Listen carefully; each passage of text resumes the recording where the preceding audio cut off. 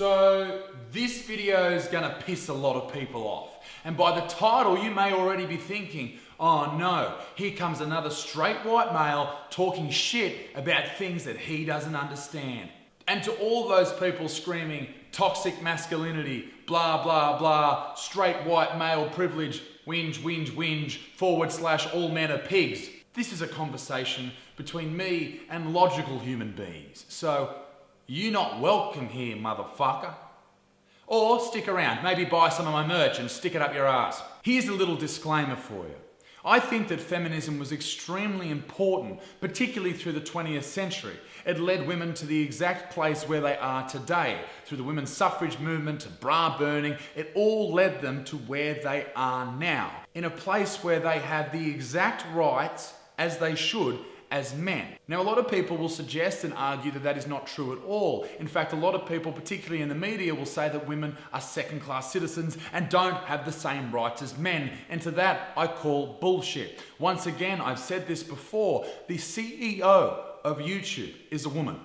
If she can do that, being born a woman, then guess what?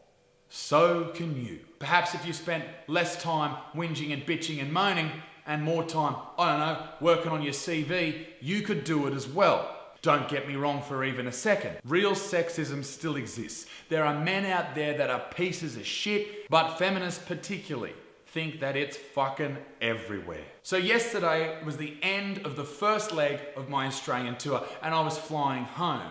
Now, I'm not a massive fan of flying. I do it because it's essential for my job, but I don't fucking love it. I'm also not a massive fan of sitting next to a stranger for long periods of time. You have to make that choice. Do I completely ignore this stranger and make it really awkward, or do I be a complete dickhead and chew their ear off for the entire flight? I normally just shut up and sit there, but not this time. We were just about to take off and I was sitting there, 2 spare seats next to me, the dream, ladies and gentlemen. But here's what happened. The last person to walk on the plane before the cabin doors were sealed was my new best friend for the next 2 hours. A lady with blue hair. A lady wearing a t-shirt that read, "The future is female." This lady was quite large in frame, or as the media would refer to her as, very brave. She came straight to me and sat down right beside me. And I think we could all tell from the way that I described her that we were going to get along swimmingly. She sat down and there it was, the start of our magical 2-hour relationship as her brave fat rolls stole my armrest. I spent the next few minutes thinking about the t-shirt that she wore, the future is female. And I've seen these t-shirts around quite a bit lately. It seems that there's a rise in the feminist movement, particularly in Australia. Now, I think that it isn't too outrageous to say that the future is female is a fucking stupid concept. Like, why can't it just be the future is good people? Because if I released a t-shirt tomorrow saying the future is male, holy bloody shitballs, everyone would freak the fuck out. And this is another great example of how the West has moved into this strange world where identity politics is the most important thing. Men against women. That's where we live at the moment for some fucked up reason. And I hear this all the time. All women are beautiful. All women are brave. All women are powerful. Here's something you need to hear. They're not. Not all women are brave. Not all women are beautiful. Not all women are anything. Because you can't group everyone together. Because there are a lot of men that are fucking idiots, and there's a lot of women that are fucking idiots, and there's a lot of women that aren't brave, there's a lot of men that aren't brave. Everyone's fucking different. Stop grouping everyone together. You are achieving nothing. You just look fucking stupid. Judging people on anything but the content of their character is just, to put it plain and simple, fucking dumb. Now, you could be forgiven at this point in this story to think, Isaac, you're being a piece of shit, making fun of this woman. She hasn't done anything. Just fucking wait.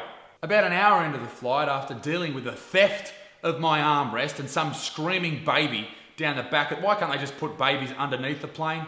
Makes no sense. Something happened that will haunt me until the end of my days. This lady yawned. And when she yawned, she stretched. And there I saw it. At first, I thought it was a reflection of my own majestic chin hair, but no. What I saw was her armpits. The thickest, blackest hair that I have ever seen in my entire life. It was like a black hole. It looked like the back of Bob Marley's hair. It was, in every sense of the word, horrendous. I don't know, there's just something about women's underarm hair that makes me feel, what's the word? Violently ill. Well, why should women have to shave their underarm hairs if men don't have to? That's an easy answer. Because they do. I guess it's just a personal preference thing, and I'd rather be hit by a truck than look at female underarm hair. It goes without saying that do whatever the fuck you want to do in your life. Who the fuck am I to tell you? But it's just, I don't know, is there anything wrong with being feminine? It seems that the world that feminists want to live in is where women are men. Why would you want to be a man? Men are disgusting. I stink. My dick reeks, alright? It stinks.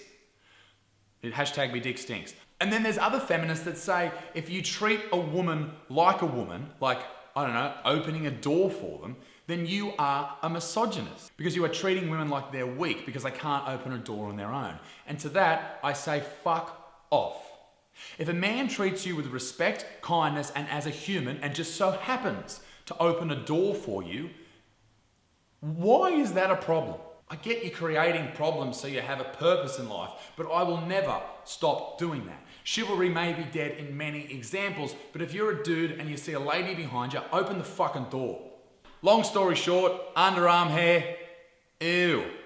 After she lowered her arms and the Amazon rainforest disappeared, she noticed my reaction. Now, I didn't curl back and freak out in disgust when she showed off the pits of hell. I just sort of looked away, but she noticed this and she looked at me and she looked deep into my soul and said, is there something wrong with a woman who's proud of her underarm hair? And I thought to myself, oh fuck, this bird's about to go into some fucking tirade that she's been working on for the last 10 years as she spends her days living at home with her 18 cats, watching BuzzFeed videos, listening to Triple J and jamming herself with a homemade dildo. This is gonna be a fucking fight. So basically I ignored it and went back to writing some life-changing material that you can see in my regional Australian tour. Tickets are on sale now. Well, I'm proud of my body hair, and if you choose to shame me because of my body hair, then you are nothing but a misogynist. And my response was, okay. You are a typical straight white male full of toxic masculinity. Do you know what toxic masculinity is, mate?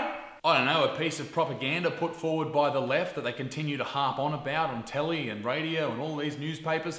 Something they came up with one night while they were jacking each other off whilst watching The Project. While they try and cope with the fact that their utopia that they seek, where gender doesn't exist, white men are the devil. If you look at anyone for more than 3 seconds, then you're a rapist. But I didn't react. And I didn't react in an angry way. Because the last thing that I need is me arguing with some woman on a plane. The moral of the story is I don't need to get into a fight with a Snorlax on a trip to Melbourne. And then seemingly out of nowhere, a vicious game of footsies began. She was trying to push my legs together. She was claiming the leg room. And then, when she ran out of breath, I assume, she said to me, you need to stop manspreading. When she said this, I was just like, are you fucking serious? And it gave me the shits immediately. Thankfully, I didn't carry on like Shannon Knoll. Have some fucking balls and come up here instead of throwing something there. Fucking private school, stupid fuckhead motherfucker. Then I'll fuck your missus and your mum. I'll give someone $100 to punch that fuck for me. And if you don't know what manspreading is, it's where men sit and have their legs spread like that, more so than a woman who would have her legs spread like that. They take up more room. Right? What a horrible thing to do. This idea was made famous by a BuzzFeed video 2 years ago where an Australian reporter for BuzzFeed, reporter/fuckwit from BuzzFeed, went around spreading her legs on public transport. That sounds dirty. She had pants on. Thus proving once and for all that men spreading their legs on public transport is the most evil thing in the entire world.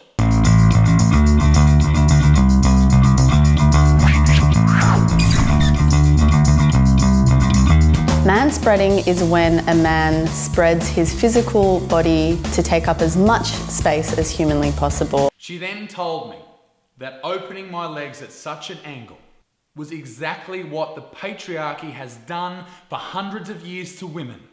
It oppresses them. Yes, me having my legs at a 65-degree angle oppresses women. So I took the necessary route. I explained to her very calmly.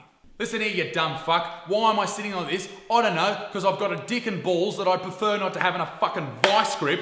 If by some chance your ovaries happen to descend and hang from your loins, then perhaps you'd know what I'm talking about. But until then, shut the fuck up. And secondly, fuckface, I just so happen to be 6'8", 203 centimetres. I don't fit in fucking aeroplane seats. She then told me that perhaps I should have bought more leg room. To which I wish I could have responded, but I'm polite. Well, why should I have to buy more legroom when you get 65 kilograms of free carry-on luggage just because it's around your waist? Okay, you may suggest that that was a cheap fat joke. And it was. And it was great. And that was the end of it. I jumped off the plane, I got on another plane to go home, and I wrote this video. But I haven't really been able to let that go since, because I've been thinking about it. And I wonder, do we really need feminism? In 2018, do we actually need it? I think yes, in some situations where sexism rears its ugly head, because women are treated by some men like shit. And to those men, fuck you, you fucking cockheads. It is not okay to do that to a woman or anyone. Some people are just fuckwits. I just keep thinking to myself, there's so much arguing about men versus women, black versus white. Why can't we channel all that hate that's being built on either side and channel it into like a common enemy, like a cyclist? But conversely, maybe I don't know what I'm talking about. I was brought up in a family surrounded by women. There were more women than men. So I don't know. I don't give a fuck if you're a woman or you're a man or you're black or you're white or you're gay or you're straight. It doesn't mean anything to me. If you're a nice person to me, I will be a nice person to you.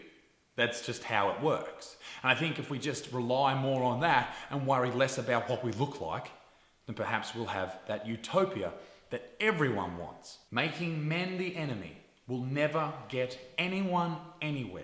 Making anyone the enemy will never get anyone anywhere. If you want equality, treat everyone equal. And that doesn't mean trying to push one group on top of another, because equality of outcome is absolute bullshit.